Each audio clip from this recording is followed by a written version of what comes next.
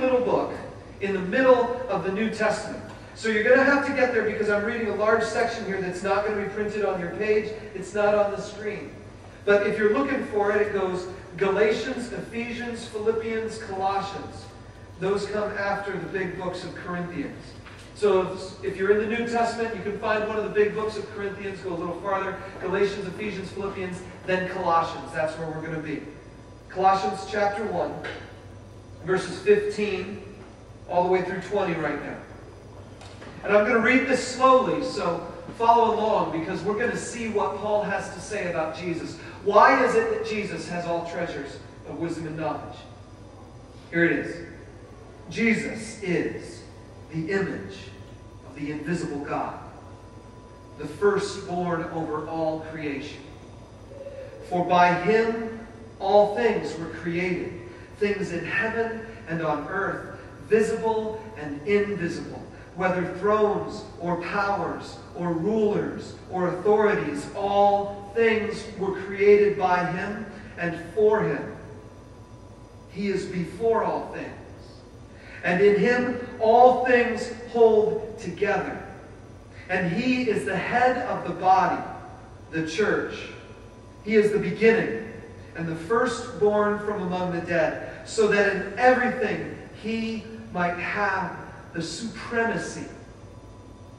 For God was pleased to have all his fullness dwell in him, and through him to reconcile to himself all things, whether things on earth or things in heaven, by making peace through his blood shed on the cross. Jesus is deep, and the language Paul uses here for Jesus should bring to our minds something huge. Something that we have only scratched the surface of. If we look at his words, we've only scratched the surface of who Jesus is.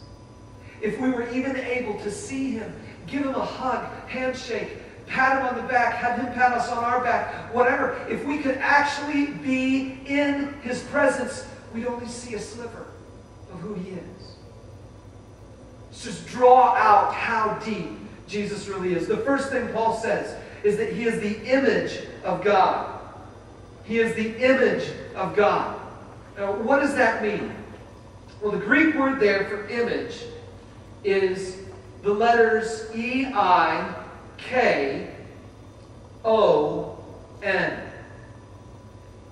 You pronounce it icon. How many of you have any experience with icons?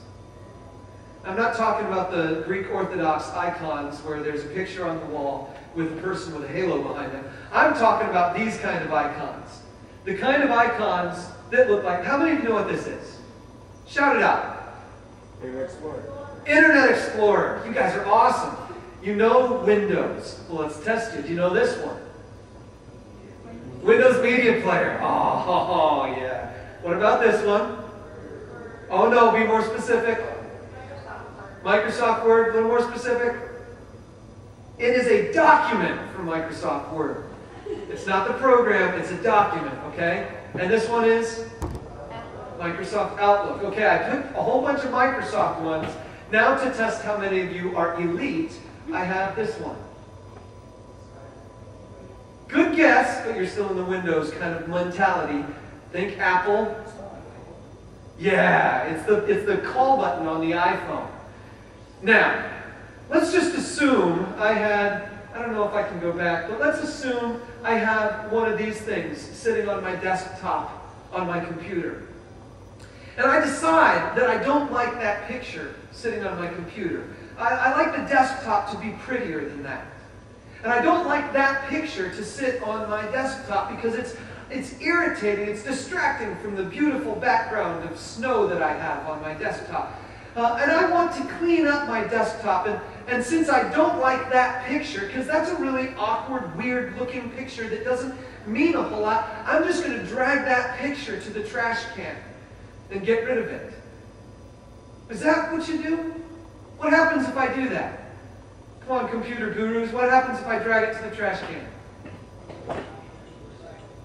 Yeah, the recycle bin. Yeah, it's not called the trash can really anymore. It's the recycle bin.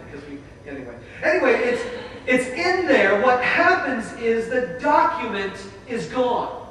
If I drag the picture to the trash or the recycle bin, the document is gone. See, I can't see the document. It's somewhere on my hard drive. And I've opened up computers before. You can take them out. You can take out those hard drives that are inside. You can even open up a hard drive and look on the inside of it. And what you'll see is not a whole bunch of really cool documents that you spent your life writing. What you'll see is a brown piece of metal, maybe gray or something like that. It's just right there. And somehow, all of your life's treasures are on that. Invisible. Cannot be seen. And the only way you can connect to them is through that. See, that's what the Bible tells us Jesus is in relation to God. It says He is the image, or in Greek, the icon of the invisible God. You can't see God. He's a spirit. You can't go to where He is because He's everywhere, but we can't, touch Him. He doesn't have a body. But even though He's invisible, Jesus is the icon. He's the representative. He's the image of the invisible God. And so whatever you know about God, you find in Jesus. Whatever is true about God, you will find in Jesus. Because He is the way you connect to God. Does that make sense? Does that make sense? We're going to look at the rest of these, but I want to make sure that we've sort of got this image in our head first, that Jesus is the image of the invisible God. Everything that's true about God is true about Jesus. Whatever God is, Jesus is. That means the rest of these make perfect sense.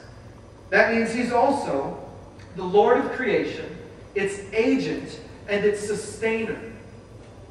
You see what Paul says here? He says, "For by Him all things were created."